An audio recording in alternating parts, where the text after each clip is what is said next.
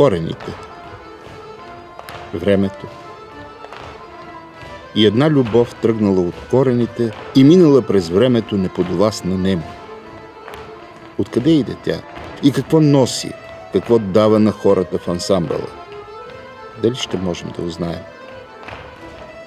Може би е редно да попитаме самите тях, но преди това малко история. Нали все пак става дума за корените и за времето? А тръгва историята на танцовия състав през далечната 1937 година. Създаден е от Марко Григоров и господин Раденков. За съжаление, останали са само имената на създателите и не можем да ги видим, както липсват фотографии от дома, който ги приютява и остава тяхно неизменно пристанище и до ден днешен. Народно читалище доктор Петър Берон, самото то създадено 11 години по-рано. От 1972 до 1998 година главен художествен ръководител на състава е Райна Тодорова. От нейно ръководство ансамбълът придобива международна известност чрез множество участия в международни фолклорни фестивали. От 1998 до 2011 година съставът се ръководи от Красимир Христов. През годините, като помощник хореографи, с колектива са работили Васил Радев, Емил Генов, Петър Вучков, Румяна Кацарова и Веселина Парашкевова. Настоящите художествени ръководители са Йорданка Шопова и Иван Шопов. Фолклорен танцов ансамбъл «Жар» носи званието представителен ансамбъл на Международния съвет на организаторите на фестивали за фолклор и традиционни изкуства. Репертуарът на ансамбъла включва танци от всички етнографски области на България, както и множество фолклорни ритуали и обичаи. Костюмите, с които танцорите на фолклорен танцов ансамбъл «Жар» се представят, са съхранявани и вещо пазени вече 5 десетилетия. Някои от тях, както и част от реквизита, са уникални, автентични и единствени по рода си. Добрият вид на костюмите и реквизита на сцена се постига с общите усилия и грижа на всеки един член на ансамбъла. Но не можем тук да не споменем името на Янинка Кавалджиева, дългогодишен гардеробиер на състава. През годините ансамбълът става лауреат и носител на награди и дипломи от участие в международни културни форуми в Полша, Унгария, Германия, Чехословакия, Италия, Израел, Румъния, Гърция, Словакия, Турция, Белгия, Черна гора, Швейцария, Тайланд, Индонезия и много други. В златните страници на ансамбъла остава участието му със световно известният български хор «Мистерията на българските гласове» в записи за италианската телевизия «Рай». През 1993 година в залата за аудиенции на Ватикана ансамбъл «Жар» танцува пред папа Йоан Павел II. След изпълнението на танцорите, Светият Отец поздравява ансамбъла на български език. Към днешна дата фолклорен танцов ансамбъл «Жар» остава единственият български колектив, получил привилегията за лична аудиенция във Ватикана. Ансамбълът е редовен участник във всички по-крупни културни прояви на територията на град София, организирани от Сдружението на танцовите дейци, Столична община, район Триадица, Народно читалище доктор Петър Берон 1926 година. Колективът е главен организатор на превърналите се в традиционни ежегодни благотворителни концерти «Да победим злото с хорото». Съвсем неотдавна, през есента на 2017, фолклорен танцов ансамбъл «Жар» взе участие в първото издание на Карнавал на изкуствата на Китай и страните от Централна и Източна Европа. За всичко това стои труд. Много труд. С много любов и много търпение. В понеделник и четвъртък от 7:30 вечерта Народно читалище Петър Берон е фолклор.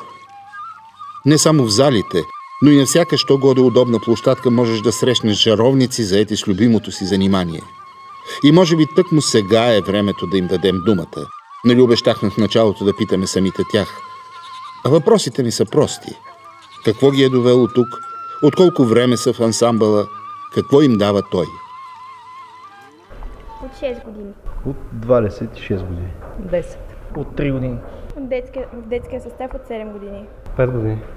От 10 години. От 3 години. 18 години. 15 години. 17 години. От 2004 година. 9 години близо. Аз съм играл преди 20 години народни танци над 13 години, от първи клас. И поради една или друга причина съм прекъснал, но любовта към танците ме върна отново на сцената. Любопитството в началото. Нямах много ясна представа, какво точно са народните танци. Обаче след това страшно ми хареса и продължих до сега. Тук срещнах много истински приятелства, където се вика за цял живот, дълги години вече. Просто наистина това, което получих, не може да се определи точно какво с думи или колко е голямо или... Просто обичам народните танци, българската музика, българския фолклор. Българските танци, народните танци много ми харесват. За това съм тук. Защото обичам да танцувам, искам да наследя мама и имам тук много приятели. Принцип винаги съм харесвал българската култура, традициите.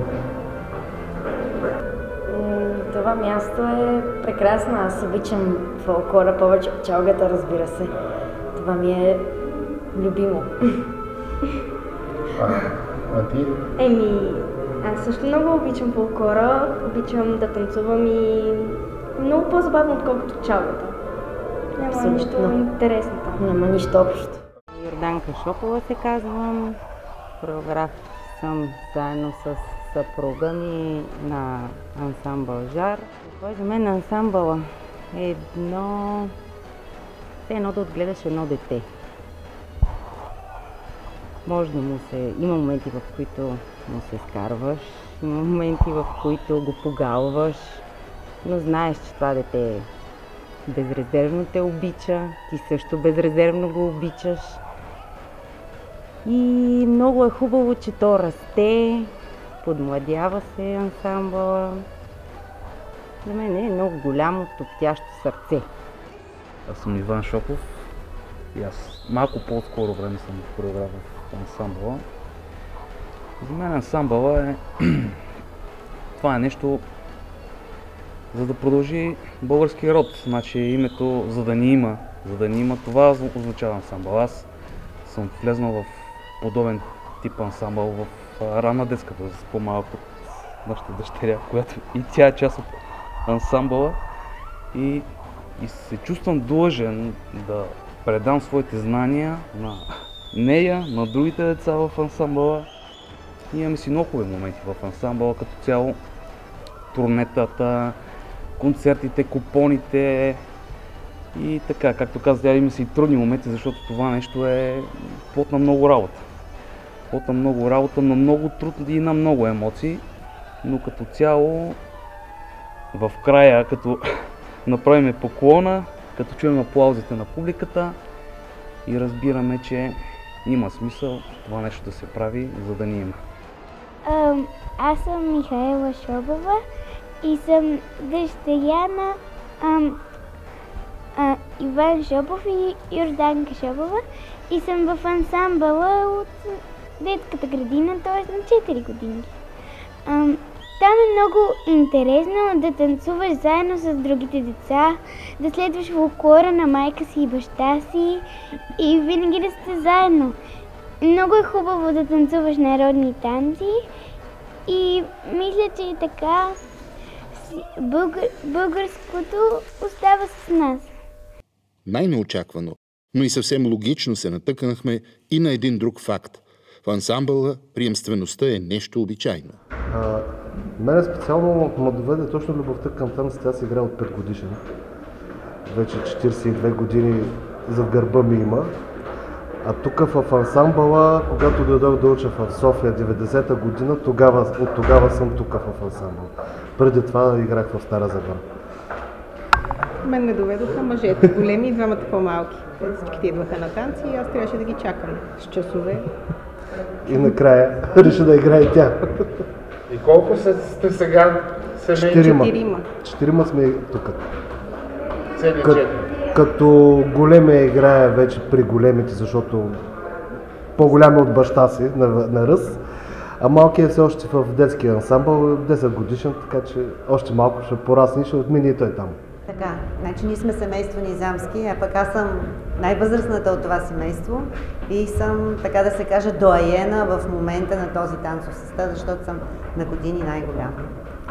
От 75-та, 1975 година танцувам тук, доведеме приятелка и любовта към фолклора, не само към народните танци, към фолклора.